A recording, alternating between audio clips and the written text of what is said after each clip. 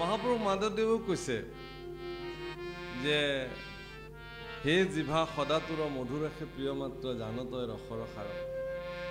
হে জিভা তুমি ৰস বিচাৰ কৰাত তুমি বৰ সিদ্ধহস্ত, কিন্তু পৃথিৱীৰ শ্ৰেষ্ঠ ৰসটোৱে হ'ল ভাগৱত ৰস, নামৰ ৰস পান কৰা।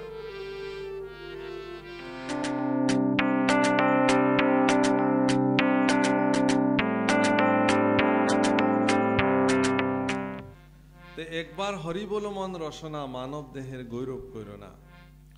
মানুহৰ দেহক লৈ পেলাই গৌৰৱ কৰিবলগীয়া বিশেষ নাই। ভগৱান কৃষ্ণই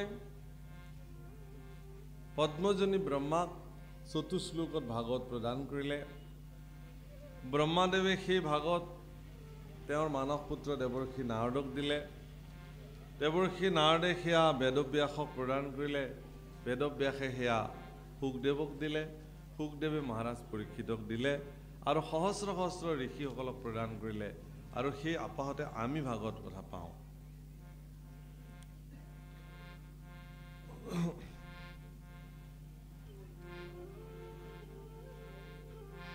হীৰা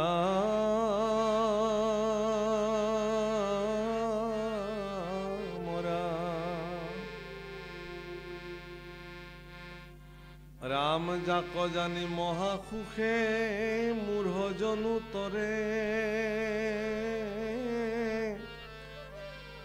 অজাতি পাত কি যাক জানিলে নিস্তৰে, পৰম ভকত যাক নিতে কৰে ৰতি, সেহি ভাগৱত ধৰ্ম জানিবা নৃপতি।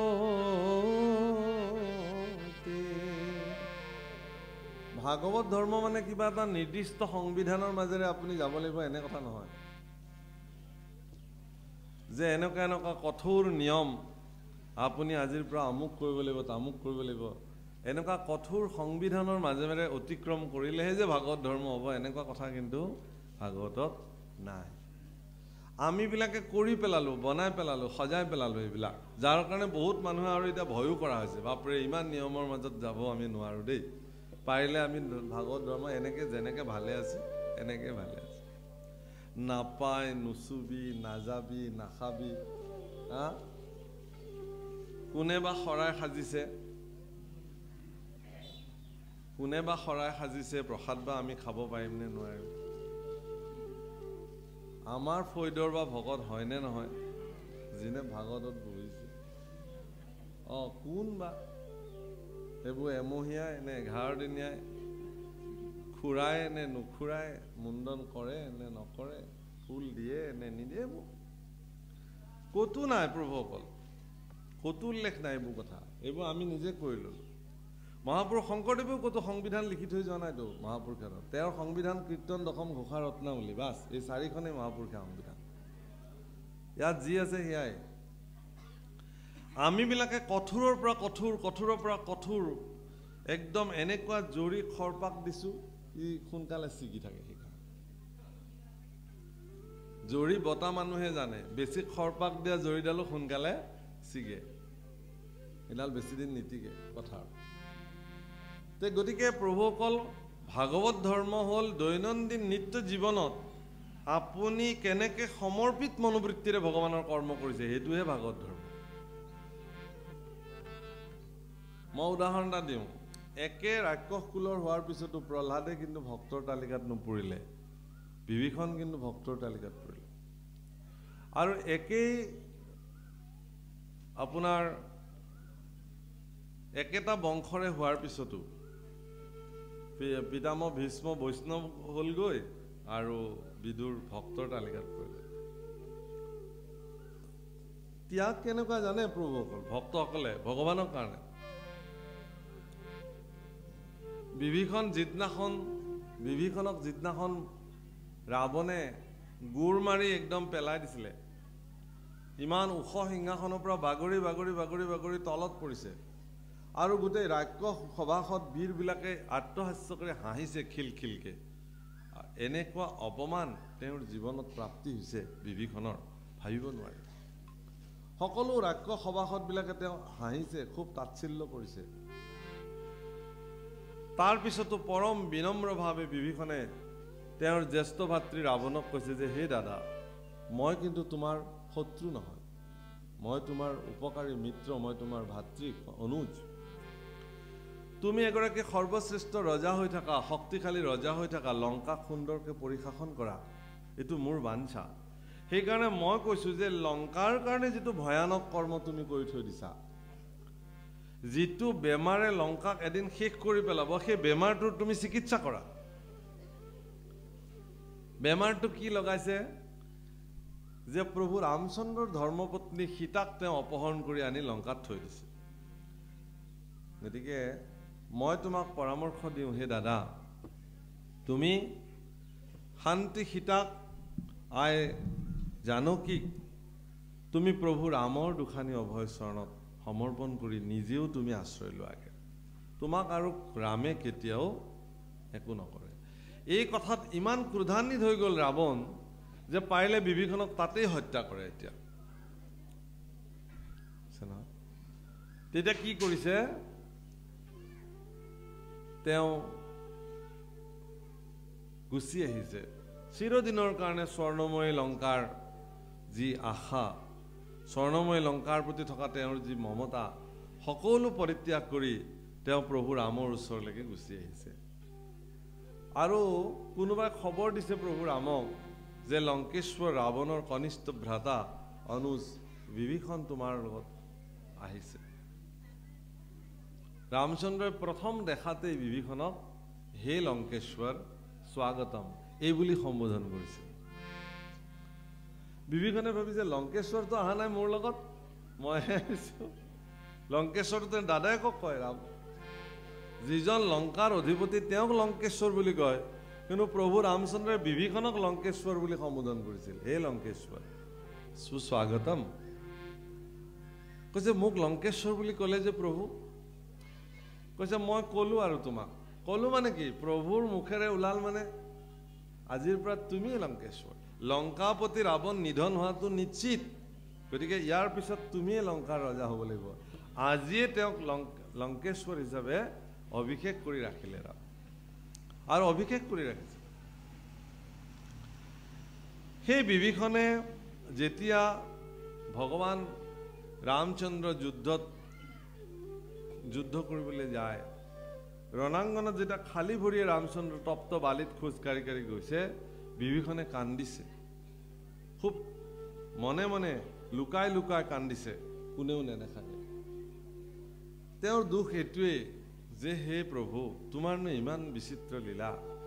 পৰম দুৰাচাৰী ৰাৱণ তেওঁ স্বৰ্ণময়ী বিমান পুষ্পক ৰথত আহিছে, আৰু তুমি জগতৰ ঈশ্বৰ প্ৰভু ভগৱান, তুমি খালী ভৰিৰে তপ্ত বালিত খোজকাঢ়ি তুমি যুদ্ধ কৰিবলৈ গৈছা। এদিন সেই যুদ্ধক্ষেত্ৰত এজন তৰুণ বীৰ আহি উপস্থিত হ'ল, আৰু এনেকুৱা বীৰ, ইমান শক্তিশালী বীৰ, সেই বীৰগৰাকীয়ে ৰামৰ সেনানীক তছ নছ কৰি পেলালে, ৰোধ কৰিব কোনেও পৰা নাই। শেষত বিভীষণে আহি ৰামক কৈছে যে হে প্ৰভু, এই যে তৰুণ বীৰজন আহিছে, এইজন বহুত বিচক্ষণ বীৰ লংকাৰ, এওঁক নিধন কৰাৰ এটাই উপায় আছে, অমুক উপায়েৰে তেওঁক নিধন কৰিব পাৰি, অমুক অস্ত্ৰ প্ৰয়োগ কৰক আৰু তেওঁৰ ডিঙি দুচেও কৰি দিয়ক। তৎক্ষণাৎ প্ৰভু ৰামচন্দ্ৰই সেই বাণ উলিয়াই ল'লে, আৰু সেই বীৰৰ ডিঙি ছেদন কৰি বাণপাত পুনৰ উভতি। ৰামচন্দ্ৰৰ বাণৰ সেইটো বিশেষত্বতা আছিল। প্ৰভু ৰামচন্দ্ৰৰ তোনৰ বাণবিলাক কেতিয়াও এবাৰ গ'লে আৰু হেৰি নহয়, এই পুনৰ কামটো শেষ কৰি আকৌ তোনলৈ উভতি আহে। পৃথিৱীত কোনো বীৰৰ বাণ এবাৰ ওলাই যোৱাৰ পিছত ই আৰু উভতি নাহে, কিন্তু প্ৰভু ৰামৰ বাণৰ বিশেষত্বতা এইটোৱেই আছিল যে তেওঁৰ বাণ এবাৰ যেতিয়া যায় ওলাই পেলাই, সেই বাণপাতে নিৰ্দিষ্ট কৰ্মটো সম্পাদিত কৰি আকৌ আহি নিজৰ তোনত থাকে। গতিকে তেওঁ সেই কাম কৰি পেলাই গুচি আহিলে, আৰু বিভীষণে দৌৰ মাৰি গৈ সেই ছিন্ন মুণ্ডটো লৈ বুকুত সাৱটি সাৱটি কান্দিব ধৰিলে, বাৰে বাৰে ছিঙি যোৱা মুণ্ডটোকে চুমা খাব ধৰিলে। প্ৰভু ৰামৰ বুজিবলৈ বাকী নাথাকিল যে এয়া বিভীষণৰে পুত্ৰ, আৰু হয়ো সেইজন বিভীষণৰ পুত্ৰ আছিল, ইমান বিচক্ষণ বীৰ। তেতিয়া প্ৰভু ৰামে বিভীষণক কৈছিল যে হে বিভীষণ, তুমিনো মোক ক'ব পাৰিলাহেঁতেন যে এইটো তোমাৰ পুত্ৰ বুলি, মই তাক মোৰ ফলীয়া কৰি ল'লোহেঁতেন নহয়। বোলে নাই প্ৰভু, সি তোমাৰ ফলীয়া কেতিয়াও নহয়, সি ৰাৱণৰ প্ৰতিনিধি হৈ আহিছে। আৰু তোমাৰ হাতত মৃত্যু হোৱাটো মোৰ কাৰণে পৰম সৌভাগ্য যে মোৰ সন্তান আজি তোমাৰ হাতত মৃত্যু হ'ল, মানে তেওঁ জন্মৰ কোটি কোটি জন্মৰ গতি সাধন হ'ল, সেইকাৰণে মই ধন্য। অৰ্থাৎ ঈশ্বৰৰ সেৱাৰ নামত নিজৰ পুত্ৰকো বলিদান দিব পাৰিছিল ভক্তসকল। কিমান ভক্ত হ'ব পাৰে, আমিবিলাক কিমান ত্যাগী, তেতিয়াহ'লে সেই অনুপাতে আমিবিলাকে ভগৱানৰ ক্ষেত্ৰত কিমান ত্যাগ কৰিছোঁ, কিমান মানে নিজকে কি কৰিছোঁ, কৰিবতো পৰা নাই। সময়কণে আমি ভালকৈ দিয়া নাই। আমি নাম জপ কৰিছোঁ, কৰিছোঁ, মই ইমান নাম জপ কৰোঁ সদায়। এৰা, নাম জপ তেনেকৈ নহয়, নাম জপৰ এটা পদ্ধতি আছে। হৃদয়ত চৈতন্য মূৰ্তি ভগৱান আহি বিদ্যমান হ'ব লাগিব, তাৰপিছত আপুনি নাম জপ কৰিব পাৰিব। সেই নামেহে আপোনাক ক্ৰীড়াশীল হ'ব। এনেই ৰামকৃষ্ণ নামনো মুখত কোনে নলয়, চবেই লৈ থাকে। সেইকাৰণে কৈছে এক নামে যত পাপ সংহৰিতে পাৰে, ততেক পাতকী পাপ কৰিতেই নপাৰে। এটা নামে যিমান পাপ সংহৰণ কৰিব পাৰে, সিমান পাপ এজন পাপীয়ে জীৱনত সম্পাদিতই কৰিব নোৱাৰে। ঠিক তেনেকৈ উদ্ধৱ বৃহস্পতিৰ শিষ্য হোৱাৰ পিছতো গোটেই জীৱন ভগৱান কৃষ্ণৰ সেৱাত তেওঁ উৎসৰ্গা কৰিছে।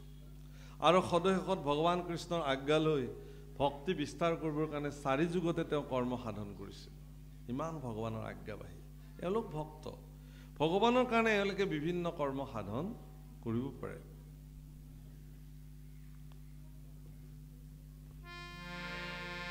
হে ৰাম,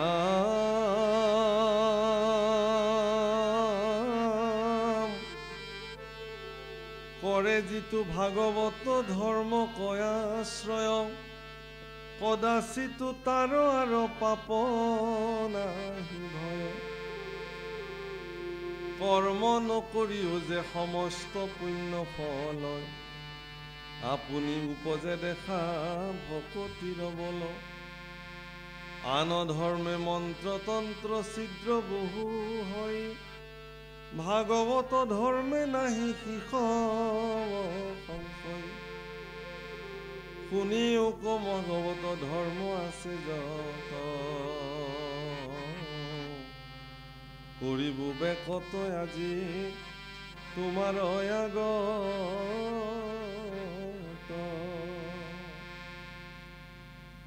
ভাগৱত ধৰ্ম ব্যতিৰেকে অন্য ব্যৱস্থাৰ দ্বাৰা আপুনি যদি ঈশ্বৰৰ সেৱা কৰিবলৈ যায়, তাত তন্ত্ৰ মন্ত্ৰ অনেক ছিদ্ৰ হ'ব পাৰে আপোনাৰ।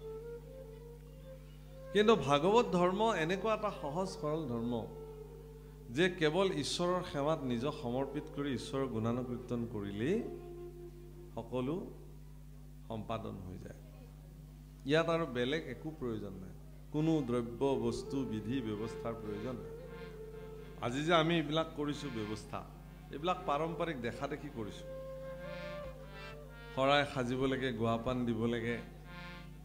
আজি ইয়াত মই দেখি গ'লোঁ, মই ক'ৰবাত ভাগৱত পাঠ কৰিলোঁ, আকৌ ময়ো এনেকৈ সজাবলৈ যত্ন কৰিম। এনেকৈ যাওঁতে যাওঁতে ক'ৰবাত আৰু বিশেষ আৰ্টিষ্ট ওলাব, তেওঁ বোলে নহয় এইটো অকণমান আৰু ডেভেলপ কৰিব পাৰি নেকি।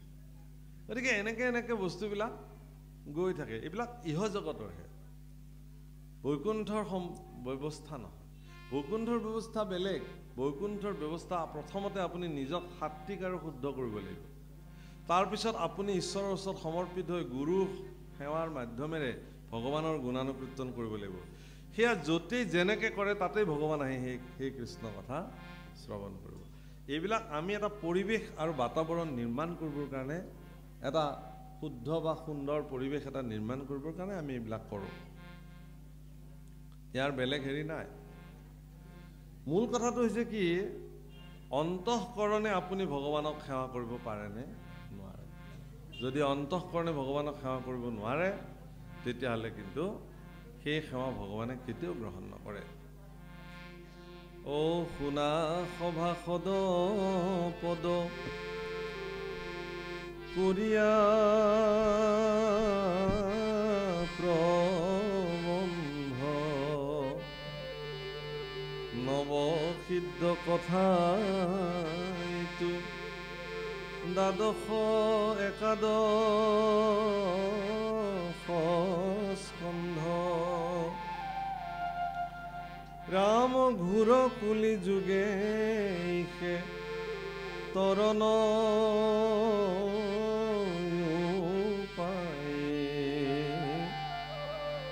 নাহি গতি কৃষ্ণ কথা শ্ৰৱণ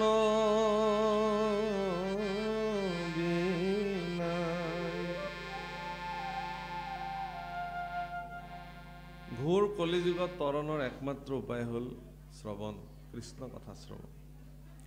ইয়াৰ ব্যতিৰেকে আৰু বেলেগ ব্যৱস্থা নাই। তে শ্ৰৱণ কিয় কৰিব লাগে? শ্ৰৱণ এইকাৰণে কৰিব লাগে নিজৰ মনক শুদ্ধ কৰিবৰ কাৰণে। আপোনাৰ মনটো যদি শুদ্ধ নহয় তেতিয়াহ'লে আপুনি একো কামেই সাত্বিকভাৱে কৰিব নোৱাৰে। বিষয় সংসাৰত আমি লাগি থাকোঁতে থাকোঁতে ঈশ্বৰ সেৱাৰ প্ৰতি আমাৰ বিৰূপ মনোবৃত্তি সৃষ্টি হ'ল। হে প্ৰভুসকল,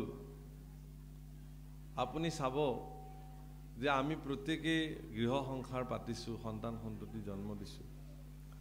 তৃতীয় স্কন্ধত কপিল দেৱতী সংবাদত কপিলে মাকৰ আগত এই কথা বৰ্ণন কৰিছে যে মাকবিলাকে বিশেষভাৱে গৰ্ভস্থ সন্তানটি গৰ্ভতে পালন পোষণ কৰি ধাৰণ কৰোঁতে তাক আকৌ জন্ম দিবলৈ যাওঁতে কিমান কষ্ট আৰু তেওঁলোকে সাধন কৰিব লাগে, সেই কথা এগৰাকী মাতৃৰ ব্যক্তিৰেকে বেলেগে নুবুজে।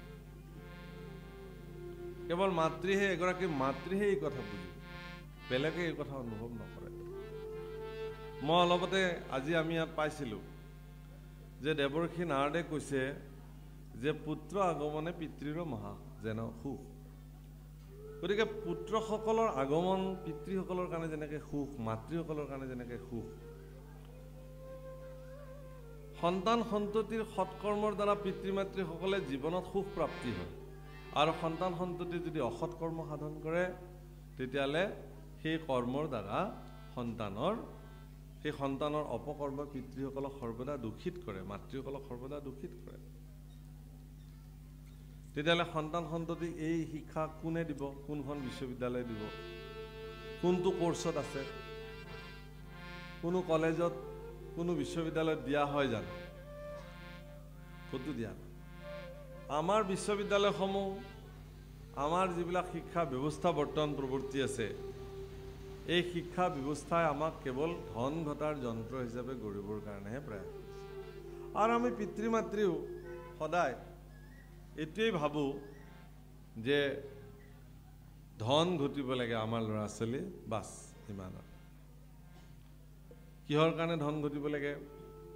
বোলে আমাক দুজনক পালন কৰিব লাগিব, আমাক দুজনক পালন কৰিব লাগিব, দুজনক পালন কৰিব লাগিব। তাৰ মন মগজুত এইটোৱেই থাকিলে যে দুজনক পালন কৰিব লাগে, দুজনক পালন কৰিব লাগে। সেইকাৰণে যেতিয়া চাকৰি পালে, ধন ঘটিবলৈ আৰম্ভ কৰিলে, ছোৱালী এজনী বিবাহ পাতি দিলে, তেওঁলোক দুজন হ'ল নহয়, সেই মাক দেউতাক মাইনাছ হৈ যায়। কাৰণ সি দুজনকহে পালন কৰিব লাগে, তাহাঁতটো দুটা হৈয়ে গ'ল। এতিয়া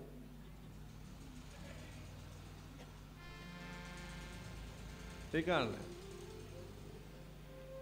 মই আমাৰ সকলো ভাগৱত পাঠতে আজিকালি মই ল'ৰা ছোৱালীবিলাকক উদ্দেশ্যি এটা বিশেষ কথা কওঁ, প্ৰত্যেকটো ল'ৰা ছোৱালীক, যে পিতৃ মাতৃক সেৱা সৎকাৰ নকৰা সন্তানে তেওঁলোকে যিমান যি ধৰ্ম পালন নকৰক কিয়, সেই ধৰ্মই কেতিয়াও তেওঁলোকক কি দিব নোৱাৰে?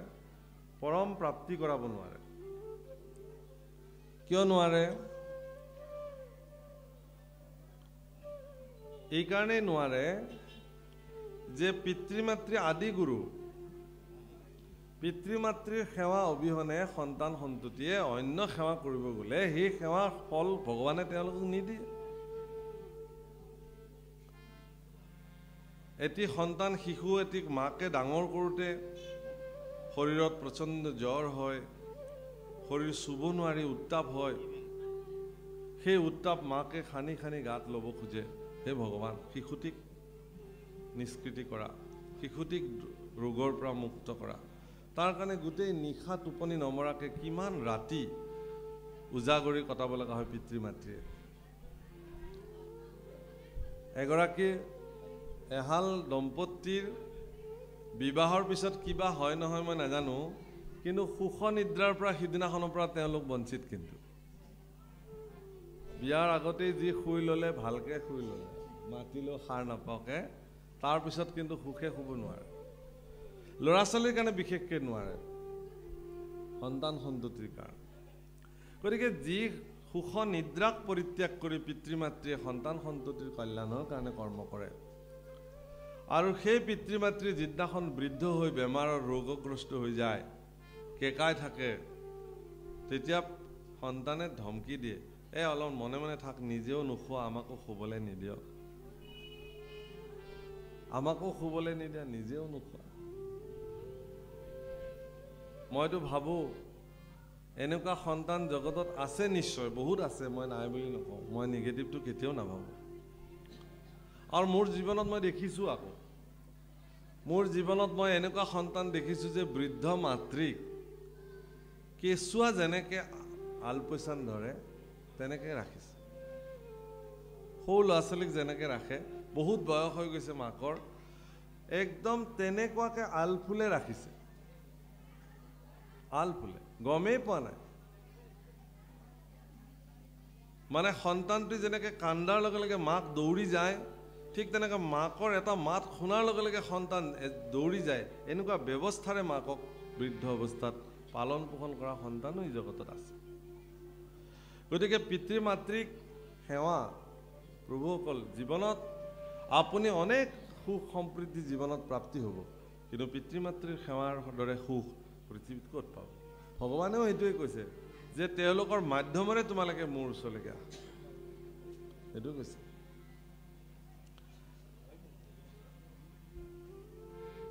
কিন্তু আমি তাকে নকৰি কৰোঁ কি? সেইকাৰণে যেতিয়া ধৰ্মৰাজ যুধিষ্ঠিৰ যেতিয়া ৰজা হয়, ধৰ্মৰাজ যুধিষ্ঠিৰ ৰজা যেতিয়া হৈ বহিলে, ইতিমধ্যে আৰু কিছুদিন পিছতে কলি যুগ আৰম্ভ হ'ব, যুধিষ্ঠিৰৰ ৰাজত্ব শেষ হ'ব। সেইকাৰণে কলিয়ে ভাবিলে যে মই দুদিনমান আগতেই গৈ পেলাই মানে চাই আহোঁ। এই বুলি এজন বৃদ্ধৰ বেশ ধৰি পেলাই আহিলে। সিদিনাখন আকৌ যুধিষ্ঠিৰ আৰু ভগৱান কৃষ্ণ ৰুদ্ধদ্বাৰ বৈঠক কৰিছিল, খুব গোপন আলোচনাত আছিল। ভীম, অৰ্জুন, নকুল, সহদেৱক দুৱাৰত দৌৰি কৰি ৰাখিছে, কৈছে কাকো প্ৰৱেশ কৰিবলৈ নিদিবা, আমি বিশেষ কথা পাতিম। কিন্তু বৃদ্ধজন আহি পেলাই যেতিয়া দুৱাৰ মুখত উপস্থিত হৈছে, তেওঁক যেতিয়া সোমাবলৈ বাধা দিছে, তেতিয়া বৃদ্ধজনে কৈছে মোৰ কোনো ক'বলগীয়া নাই, মই উভতি যাম, কিন্তু মই যিকেইটা প্ৰশ্ন লৈ মহাৰাজ যুধিষ্ঠিৰৰ ওচৰলৈকে আহিছোঁ, সেই প্ৰশ্নকেইটা উত্তৰ তোমালোকে মোক দিয়া। কাৰণ ৰজা যুধিষ্ঠিৰে তোমালোকক ইয়াত দৌৰি কৰি ৰাখিছে, ৰজাৰ প্ৰতিনিধি হিচাপে তোমালোক ইয়াত আছা, গতিকে প্ৰজাৰ যদি কিবা অসুবিধা হয় তোমালোকে ইয়াত সমাধান দিব লাগিব। ঠিক আছে, কওক কি লাগে? কৈছে যে মই কেইটামান বস্তু মোৰ ৰাজ্যত দেখিছোঁ, সেইকেইটাৰ অৰ্থ মই বুজি পোৱা নাই। প্ৰথম কৈছে কি, যে মই দেখি আছোঁ এতিয়া যে খেতিবিলাকক গৰু ছাগলীৰ পৰা ৰক্ষা কৰিবৰ কাৰণে বেৰ দিছে। আপোনালোকে বেৰ বুলি কয় নে জেওৰা বুলি কয়? জেওৰা দিছে। এই জেওৰাবিলাকে খেতিবিলাক খাই আছে, এইটো দৃশ্য মই দেখিছোঁ। জেওৰাই খেতি খাইছে, জেওৰাবিলাকে খেতি খাই আছে। আৰু এখন বহুত ডাঙৰ জাল, ডাঙৰ মকৰা এটাই সাজিছে, তাত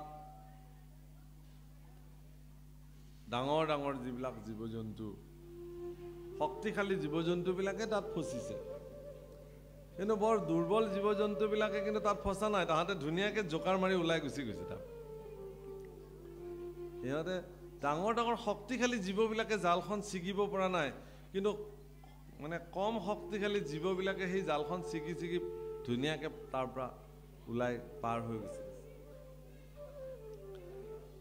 আৰু দেখিলে বোলে 4টা কুঁৱা আৰু এটা ডাঙৰ কুঁৱা, 4টাৰ পানী আনি পেলাই সেই কুঁৱাটোত থৈছে মানে একে আকাৰৰ কুঁৱা 4টা কুঁৱাৰ পানী আনি পেলাই এটা কুঁৱাত দিছে কুঁৱাটো নধৰে কিন্তু সেই একেটা ভৰপূৰ কুঁৱাৰ পানী কিন্তু 4টা কুঁৱাতে ভৰপূৰ হৈ যায় হিচাপটোই মই বুজি নাপালোঁ এওঁলোকে কৈছে এই ৰাম আমি এইবোৰ প্ৰশ্ন উত্তৰ দিব নাজানিম দাদাই জানিব এদিন যাবলৈ দিয়া আহিবলৈ দিলে কৃষ্ণও আচৰিত হৈ গ'ল যুধিষ্ঠিৰো আচৰিত হৈ গ'ল এনেহেন 4টা বিশিষ্ট বলশালী পুৰুষ দুৱৰী হৈ থকাৰ পিছতো এইজন কেনেকৈ প্ৰৱেশ কৰিলে ৰুদ্ৰদাৰ বৈঠকত কৈছে হে মহাৰাজ মোৰ প্ৰশ্নসমূহৰ উত্তৰ তেওঁলোকে দিব নোৱাৰিলে কাৰণে মোক তোমাৰ ওচৰলৈ আহিবলৈ দিছে আৰু ময়ো ইয়াত বেছি দেৰি নকওঁ মোৰ প্ৰশ্নৰ উত্তৰ তুমি দিয়া মই যাম আৰু মনত ৰাখিবা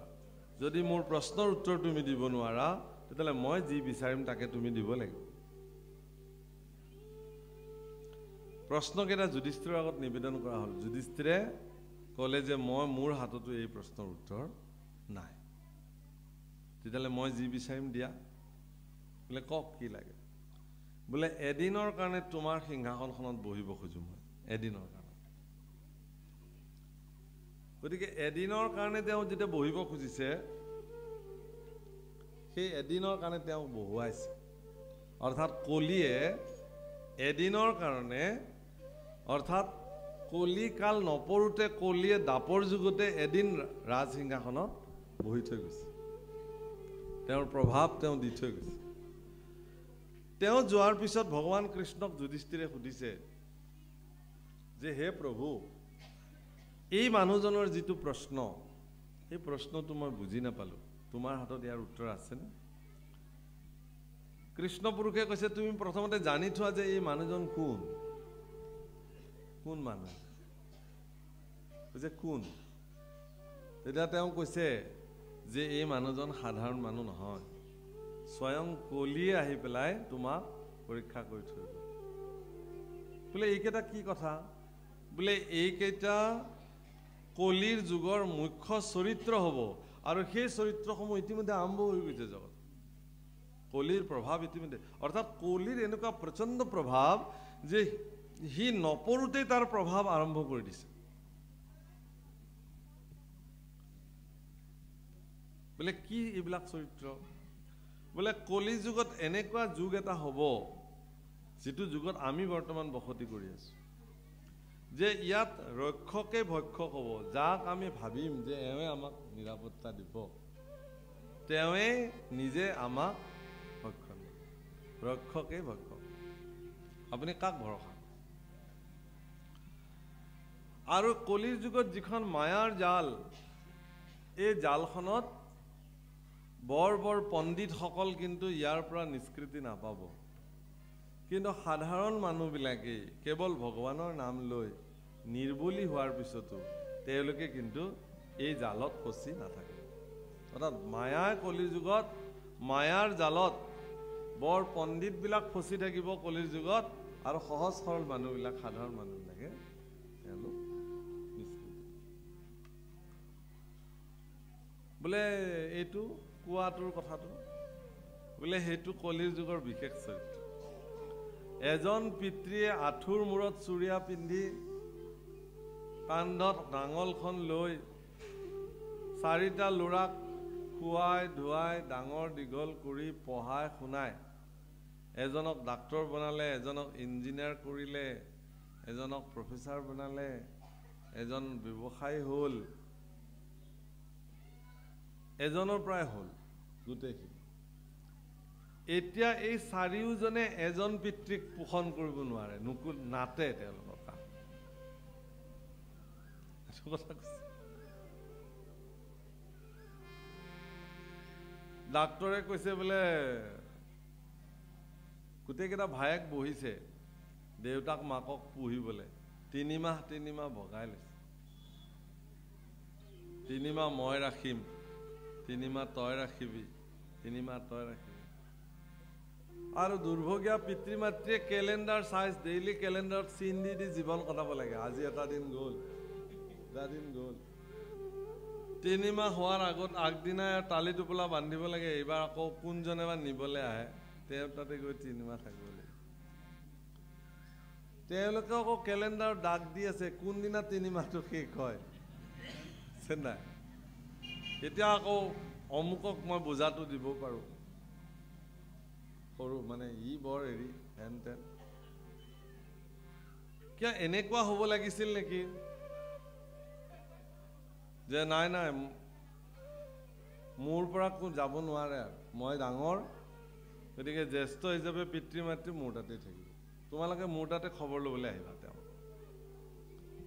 কনিষ্ঠই ক'ব লাগিছিল যে মই আটাইতকৈ সৰু গতিকে মোৰ তাতেই থাকক দিয়কচোন মা দেউতা তোমালোকে নিব নালাগে অৰ্থাৎ এই ভাৱনাৰ সৃষ্টি হ'ব লাগিছিল আৰু সেইকাৰণে কৈছে যে কলিৰ যুগৰ এইবিলাক চৰিত্ৰ ভগৱান কৃষ্ণই যুধিষ্ঠিৰক কলিৰ প্ৰভাৱ সম্পৰ্কে একদিন প্ৰত্যক্ষভাৱে দেখুৱাবৰ কাৰণে এদিন লৈ গ'ল তেওঁলোকক লৈ গৈ ক'ৰবাত ফুৰিব এনেকৈ গৈছে যাওঁতে এখন নৈ পালে আৰু নৈখন কিমান দ পাৰ হ'বলৈ কোনটো ছাইডেৰে গ'লে পাৰ হ'ব পৰা যায় কম পানী পোৱা যাব সেয়া ভীমক চাবলৈ দিলে ভীমে পাৰ হৈ গ'লে দেখিলে যে আঁঠুৰ তলত পানী আৰু বেছি পানী নাই এনেই দেখিবলৈ ডাঙৰ নদী সিপাৰে গৈ ভীম থিয় হৈছে নদীৰ পাৰত আৰু ইপাৰে যুধিষ্ঠিৰ ভীম অৰ্জুন সকলো যুধিষ্ঠিৰ অৰ্জুন নকুল সহদেৱ আৰু কৃষ্ণ যুধিষ্ঠিৰে ভীমক সুধিছে যে বৃকুদৰ পানী কিমান এতিয়া ভীমে ভৰিখন দাঙি দেখুৱাইছে সোঁ ভৰিখন যে ইমানলে পানী আৰু ভগৱান কৃষ্ণই যুধিষ্ঠিৰক কাণে কাণে কৈছে যে দাদা এয়াই কলিৰ প্ৰভাৱ এই জ্যেষ্ঠজনক ভৰিখন দাঙি নেদেখুৱালেওতো হ'লহেঁতেন আঁঠুৰ তলত পানী দাদা এই বুলিতো ক'লেও হ'লহেঁতেন জোৰে চিঞৰ মাৰি তেওঁলোকে নুবুজিলেহেঁতেন কিন্তু এই যে ভৰিখন দাঙি পেলাই দেখুৱালে ইমান সচেতন আজি হয় নে নহয় মানুহ চাবচোন আপুনি সৰু সৰু ল'ৰা ছোৱালীবিলাক চকীত বহি থাকে ডাঙৰ মানুহজন থিয় হৈ থাকে কওঁতা কোনো নাই এই উঠা বৰ্তা থিয় হৈ আছে বহিবলৈ ভৰিৰ ওপৰত ভৰি তুলি থাকে জ্যেষ্ঠজনৰ আগত উচ্চাসনত বহি থাকে মানুহ ল'ৰা ছোৱালী মানে চেতনাই নাই কোনেও শিকোৱাও নাই এই কথা এখন ভৰিৰ ওপৰত এখন ভৰি তুলি জোকাৰি জোকাৰি কথা কৈ আছে কোনেও কোৱা নাই যে নাপায় জ্যেষ্ঠজন সন্মুখত বহি আছে আৰু যদি আপুনি বেছিকৈ ক'বলৈ যায় এই যে উদণ্ড এচাম ওলাইছে কিৰিলি পাৰি পাৰি মঞ্চত মানুহক উপদেশ দিয়া এচাম ওলাইছে নহয় সেই চামৰ পিছত আমাৰ ল'ৰাবিলাক লাগিছে চিঞৰ বাখৰ তেওঁলোকে যি অসভ্য বৰ্বৰ কথা কৈছে তাকেই জীৱনৰ সৰ্বশ্ৰেষ্ঠ নিয়ম বুলি মানি চলিছে এওঁলোকে কাহাকো গণয় নাহে কাহাকো মানায় নাহে ডাঙৰ সৰু মান সন্মান এইবোৰ যে ডাঙৰ এটা বস্তু সেইটো যে কেতিয়াও নাই সেইকাৰণে হে প্ৰভুসকল আপুনি আপোনাৰ সন্তানক ধন সম্পত্তি ঐশ্বৰ্য বিভূতি কি দিয়ে বেলেগ কথা দিবও পাৰে নিদিবও পাৰে কিন্তু এটা সংস্কাৰ দি থৈ যাওক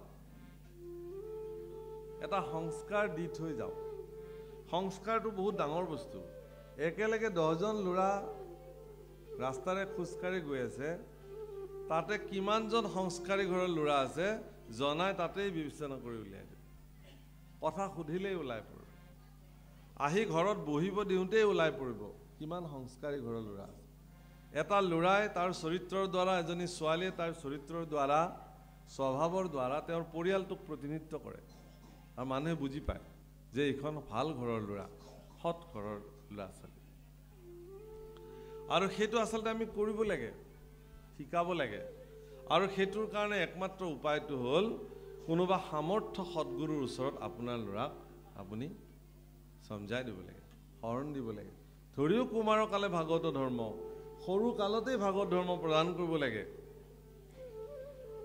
সৰু কালতেই ধৰ্ম ধাৰণ কৰিব দিব লাগে তেতিয়াহ'লে কি হ'ব অন্তত বেলেগ নিশিকিলেও আচৰণটো শিকিব যিটো তেওঁৰ জীৱনৰ অতি প্ৰয়োজন